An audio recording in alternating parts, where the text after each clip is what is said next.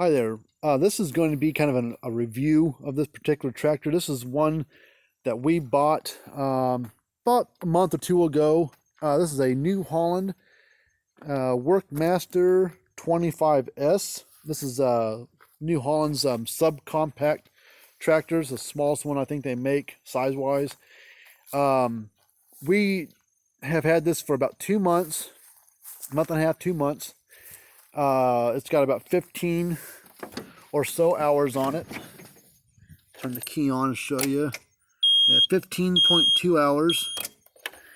The reason why we went with this tractor, we went and shopped around at a few places. The John Deere place, the Mahindra place. The Mahindra place also sold the Coyote brand as well. And there was a Kubota place, but Kubota was out of our price range and everything. We thought about going with that, but it seemed to be a little out of our range of money.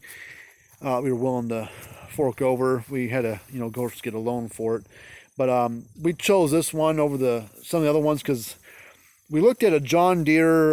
They were showing us a 1025R and 1025E. I think was the two that they were showing us with. If I was going to choose out of those two, I would have done the E because it was more basic.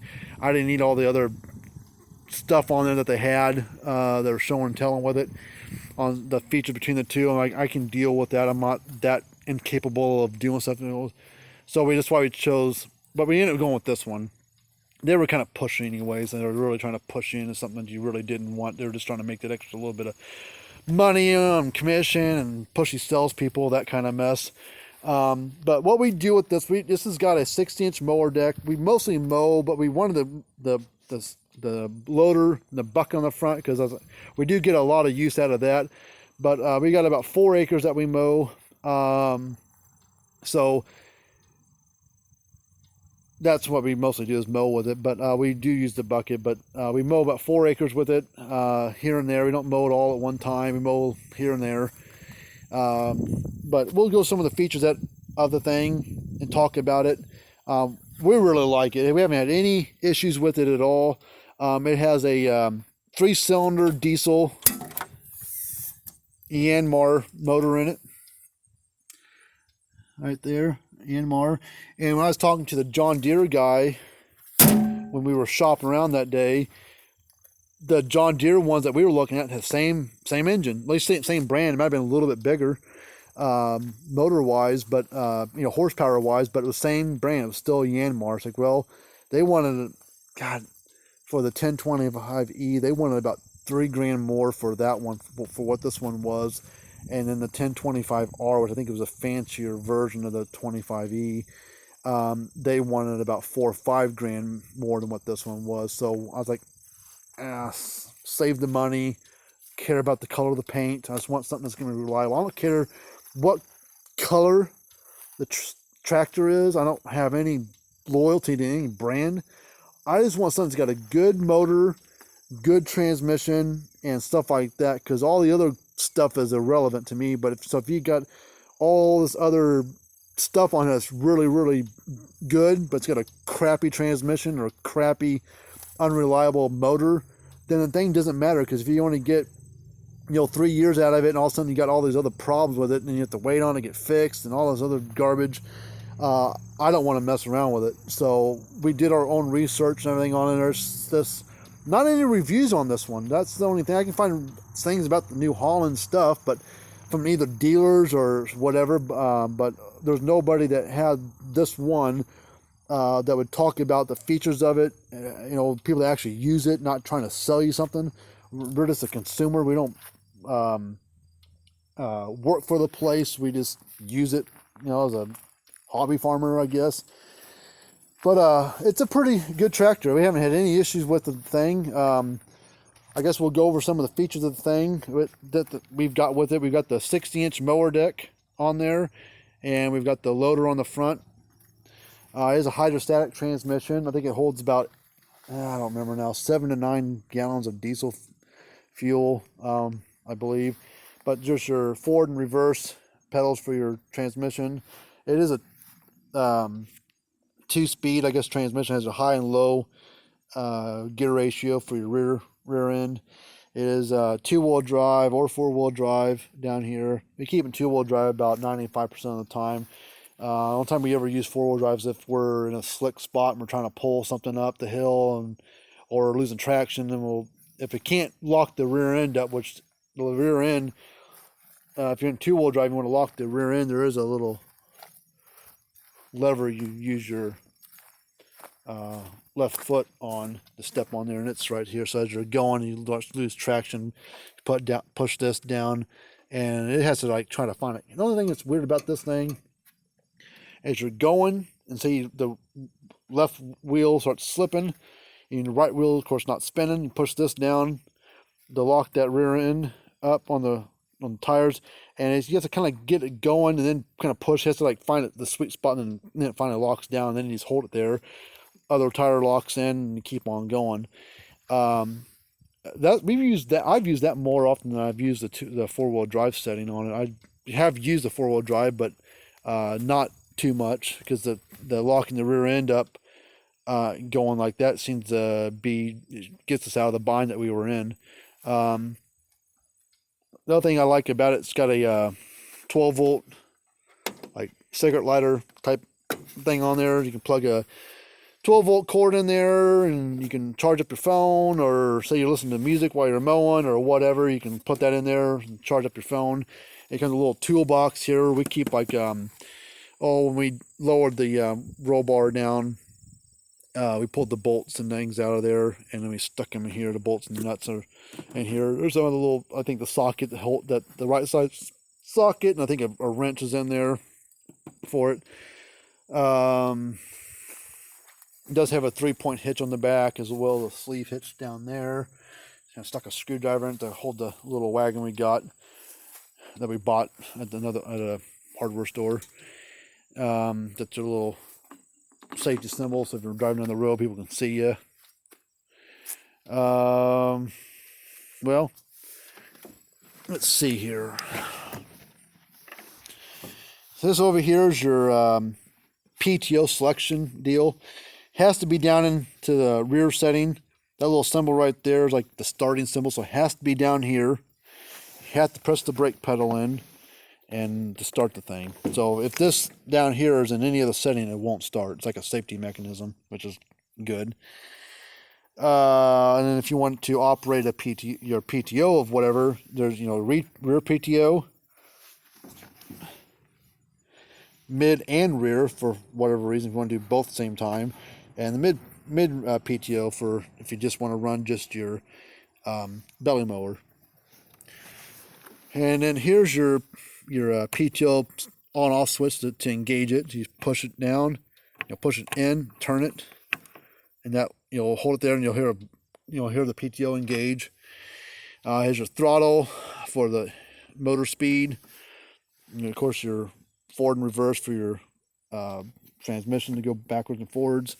It does have headlights on it. Has a turn signal.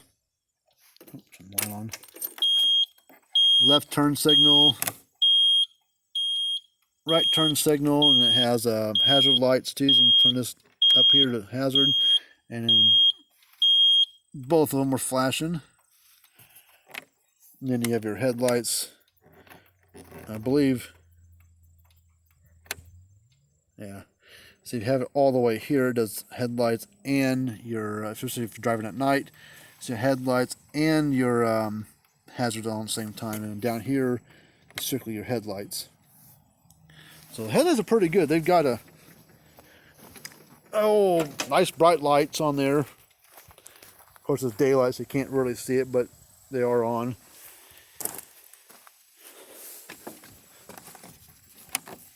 Oh, real quick. It is a straight walk-through area. It's pretty open. And you can also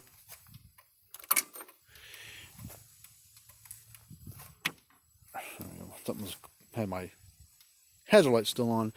But then there's your for your seat to move it back and forth. It has a little bit of adjustment to it for forward and backwards on the seat area. Has a armrest on both sides, which is kind of nice when you're sitting there just mowing along. It's kind of nice to be able to just rest your arm on there. There is a right here. That is your cruise control on it. So when you're going on there, you have your foot pressed down, you're okay, this is good speed, I'm just cruising along, not mowing grass, whatever. And you press it down and you're ready to just lock in. You push this, that locks that pedal into position it's at. And when you're ready to turn the cruise control off for whatever reason, you just kind of tap your brake real quick, like you would in a car. And then that shuts off the cruise control. These little things here, there's two of them. Two on the front, and there's one on each side. That's to help take this off if you ever had to get in there do any kind of maintenance, repairs on the inside at all. The one thing that they recommended to watch out for, because your radiator is right there, is when you're in a dusty environment or a lot of grass clippings are flying up everywhere, you're going to watch this screen on here and you brush it off every once in a while. There's a bunch of crap building up on there because that's where the air, part of the airflow for it. So that's what that's there for. There's also the vents in the front right there, and on the front and on the other side of it. Has a seat belt here, goes across you so you can so they will keep you from falling off the tractor if the thing tips over. And also there's this roll bar you can lower down or tilt it. We have it lowered down because I'm 6 foot tall, and when this roll bar is up, it's about 8 foot, 9 foot tall. It's pretty high, somewhere in that range. And if you got a lot of trees that you're trying to maneuver around, this thing gets in the way. So we lowered it down. So when we mow the front yard, where there's about 7-8 trees out there zigzagging around everywhere, this thing would hit some of the limbs on there, or you couldn't even go underneath it because it was too tall and too low of a hanging of a branch. So we had to lower that down, and now we can go around all the trees with no problems. Another thing, how the lowering, or mowing in an open area, this thing's not really an issue because you don't have to worry about going on trees or whatever. When this thing's on, or when you're trying to mow around a bunch of trees and different things or whatever, take this thing off. This thing gets in the way. And it's pretty easy to take off because when you extend it out, it's about, the tractor ends right here roughly, and when you lift this thing off the ground a little bit, you're good 5 feet in front of you, of extra length that you got to worry about when you're moving things around and mowing or whatever. There is a video online on YouTube on there that tells you how to, from a dealer I think it is, it tells you how to remove and reinstall, or whatever you want to call it, this loader bucket and everything on here with the whole arms and everything. It's about like a 5-minute video. Man, there's like little tricks and little things they just forget to leave out. Man, they make it look so darn easy. It is fairly easy once you get the knack for it. You got to kind of play with it. Watch that video if you have one who's how to do it, but then look at your book that comes for the loader. Because when we bought this, it had 3 manuals, one for the belly mower, one for the tractor itself, and one for the loader bucket and everything. So read that book along with watching that video, and that book fills in all those little things that they forget that they don't tell you. When we first did this, we were trying to watch just the video and then walk back out and try to do it. I was like, oh, that looks easy. We spent like 15 minutes trying to do it. I'm like, man, what are we doing wrong here? So we went and got the manual for it, and reading the manual, like, okay, that makes a little more sense. So we kind of played around with it. And then we finally got it right. And I think altogether we spent like 20-25 minutes trying to get this loader bucket and everything off of here. And, the arms and everything. And when we did it the second time, putting it back on went a lot quicker because we finally figured out what our issue was and what we were doing wrong. But the second time we did it, I think we had the loader bucket off in about 5 minutes, maybe less. I mean, it didn't take no time at all. Putting it back on was about 5 minutes or less as well. So we've kind of got a knack for it. We might have to play around with it. We've done it probably twice, putting it on, putting it off, when we didn't need to use it. But really good tractor. Haven't had any issues with it. It's done a really good job for us. I'd recommend it to anybody who's looking for a subcompact tractor. This is it's cheaper than John Deere in price and everything. It's not as big as one of the John Deeres that we were looking at, the 1025R and 1025E. But for the money that we saved on it, I would have gone this way anyways. The one other thing about this mower versus the John Deere one that we were looking at, they share the same engine. Maybe it's the same horsepower. This has a 25 horsepower diesel. It's a Yanmar engine. I don't know if I showed the engine yet or not, but it is a Yanmar engine. And the John Deere units that we looked at, same exact brand of engine. It was a Yanmar as well. They might have been a bigger horsepower, maybe 35 or 30 horsepower, but for what we do, just 25 horsepower for us works fine. I mean, maybe in the future we'll need something a little bit bigger, but right now this does the job. So I was like, I'm not going to pay an extra $4,000 or $5,000 just because of green paint and a little bit bigger motor when everything that's on here is exactly what we need and what we use. So it saved us a bunch of money by going with this one, and it's got the same motor in it. So I didn't see any reason to go with the green one. So, but anyways, hopefully this is some benefit and help to somebody that's thinking about buying a tractor and a subcompact tractor. I'd recommend this one. I mean, but you do what you want. It's a good tractor. We've only got like 15 hours on it or so. Not a whole lot of time, but every time we've needed it and used it, it hasn't had a bit of trouble.